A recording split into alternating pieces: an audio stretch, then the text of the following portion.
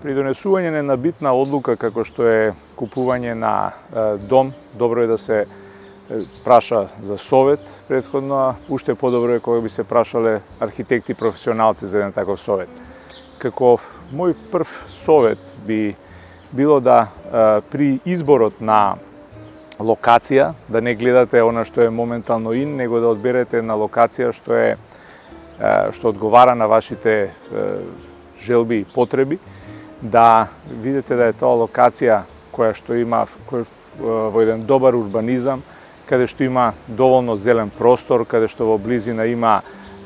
училиште, градинка, каде и некои работи што навидом звучат банални се многу битни, да има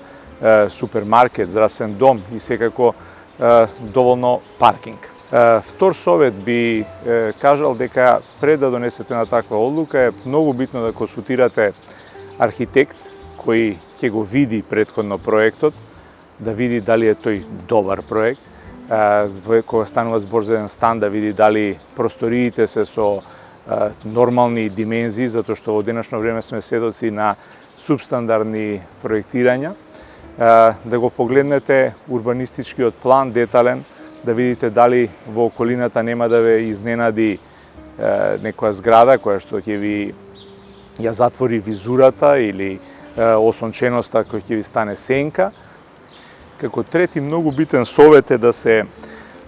праша од кои материјали е изграден објектот. Тоа ретко кој го прашува, можеби поради тоа што луѓето немаат познавање од таа област, но ете повторно може да се консултира архитект или инженер. Нешто што во денешно време е многу битно, например енергетската ефикасност. Како е изграден објектот, дали станува збор за фасаден зид кој би бил како порано сендвич со тервол или би бил некој сисипорек со 5 сантима стиропор или би бил термоблок со 15 сантима или би било веќе некој термоблок со вентилирачка фасада со камена волна, тоа е свекако градација од најлошо кон најдобро. Исто така какви се преградните зидови, дали се тие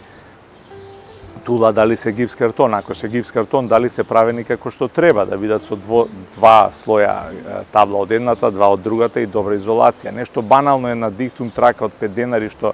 не ја ставаат често на спојот помеѓу металната конструкција со подот, дозволува да сите вибрации и звуци се пренесуваат, што е погубно во едно живење. Да се види дали кои се материјалите употребени, банално дали е употребен ламинат, ламелиран паркет или масивен паркет, какви плочки се употребени, каква инсталација е водена,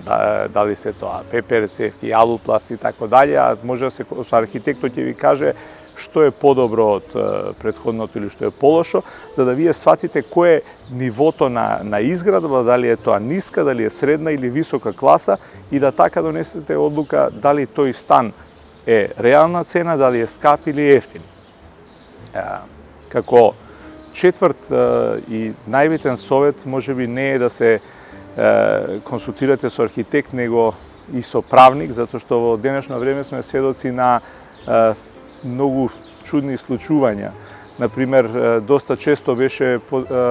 пример да немате вие класичен купопродажен договор, него да имате некои си договори за некои издружување на средства, каде што вие со уплатата на авансот станувате партнера во изградбата и потоа ако таа изградба не се заврши или се стопира, едноставно и вие сте партнери и заеднички сте довеле до тоа. Да видите дали во договорот се наведени сите овие елементи од претходниот совет, дали е упишано што точно вие добивате за тие пари, каков тип на изградба е, да се упишат материјалите, да се упишат банално санитарија, типот на прозори, типот на врати, да видите, да имате еден чист, класичен купопродажен договор каде што е наведено сето она што вие го купувате, да не бидете понатаму изненадени.